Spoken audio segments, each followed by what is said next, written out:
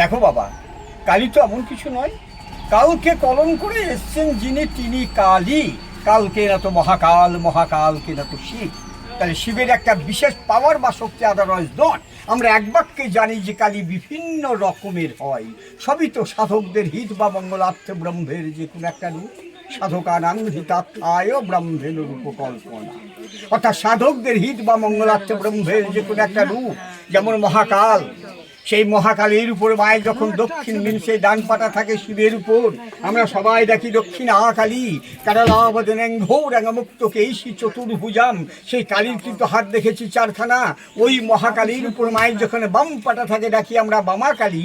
শ্যামবর্ণা রং হলে শ্যামা কালী, ছেলে করে থাকলে গোষ্ঠ কালী। এই যে কালী দেখতে এসছো রে বাবা, এটা তো আকালী কালী বা ভদ্রাকালী নয়। গ্রামের নাম আকালীপুর। আনন্দবাজার যুগান্তর পত্রিকায় ফলাও করে লিখে দিয়েছিল আকালীপুরের আকালী কালীটা ভুল। মহারাজ নন্দকুমারের জন্ম পাশে গ্রাম ভদ্রপুর, তাই অনেকে অজান্তে কালীটাকে বলে থাকে ভদ্রাকালী, কিন্তু এটা ভদ্রাকালী নয়।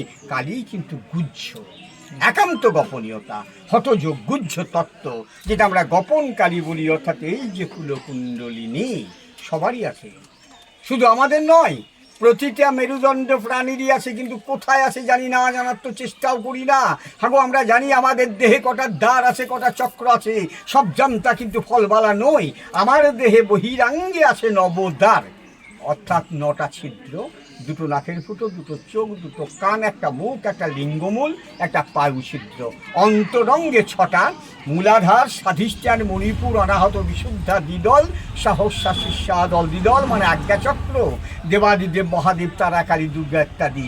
আর ওই যে বাবা কুলকুণ্ডলিনী, মূলাধার, পৃথিবী, 4খানা পদ্মের পাপড়ি আছে, বাস করছেন ব্রহ্মা, বিষ্ণু, সরস্বতী, হেরম্ব।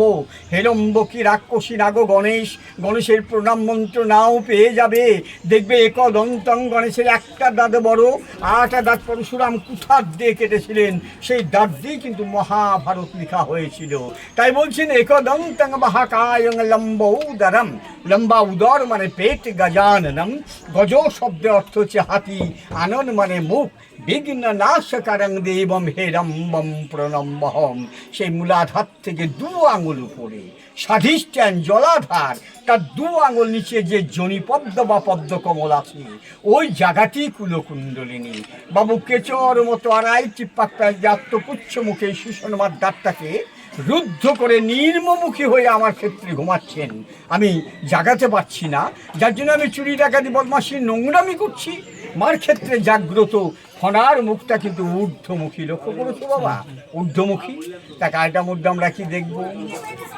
কালীটার মধ্যে আমরা দেখতে পাচ্ছি যে চতুর্দিক খোলা গোফনা বেষ্টিতাম, চারিদিকেই সাপের ফনায় বেষ্টন করে আছেন যিনি।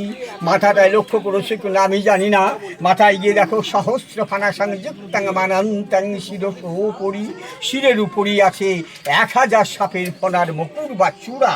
কেন হলো যাচ্ছি পরে, আদারওয়াইজ কান দুটো লক্ষ্য করো তো বাবা। কানে গিয়ে দেখো 2টো বাচ্চা ছেলের দুল। It is my own conception. পুরুষ প্রকৃতি, মা প্রসবিনী সন্তান বৎসলা, সেটা কিন্তু প্রমাণ করাচ্ছেন ওই কাম দিয়ে সন্তান প্রসব করে। হয়তো সংশয় আসতেই পারে, ভাই কাম দিয়ে কি ছেলে হয়?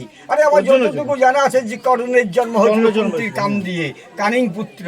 মধু কৈটবের জন্ম হয়েছিল বিষ্ণুর কর্ণের ময়লা দিয়ে, জাহ্নবীর উরু বা জাং দিয়ে, গণেশের দুর্গার দেহের ময়লা দিয়ে, কুশের কুশ গাছ দিয়ে, ব্রহ্মার বিষ্ণুর নাভি কুণ্ড দিয়ে, অন্ধাসুরে জন্ম হয়েছিল শিব ও দুর্গার ঘাম দিয়ে, জলন্ধরের জন্ম হয়েছিল শিবের ক্রোধ থেকে, নন্দীভিঙ্গির জন্ম হয়েছিল শিবের জটা থেকে। কিভাবে হলো?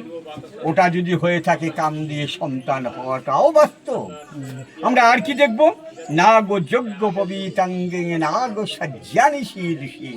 সজ্জা বিছানা বা গদিকার সাপের উপবিত পৈতে, সেটাও কিন্তু সাপেরই পৈতে। অনন্ত নাগ এবং তাক্ষক রাজ, সাপেদের যে রাজা, 8 নাগের মধ্যে 2খানা নাগ মায়ের বলয়। এ কারণটা বীজ হচ্ছে মন্ডমালা, বনমালা মহোদুরীম। বনের মালা কিন্তু মায়ের খুব প্রিয়, তাই আস্তে আস্তে ঊর্ধ্বমুখী হয়ে ওই মাথায় গিয়ে মিলিয়ে গেছেন বলেই কিন্তু হাজার সাপের ফনা ধরেছেন গো, ধরেই কিন্তু বলছেন সো অহম, যেটা জন্মের পর থেকে আমরা সকলে ঈশ্বর সাধনা করছি, সো হাং হাং সা লাভ ডাপ লাভ ডাপ, এটা এক রাত্রিতে ইনকমপ্লিট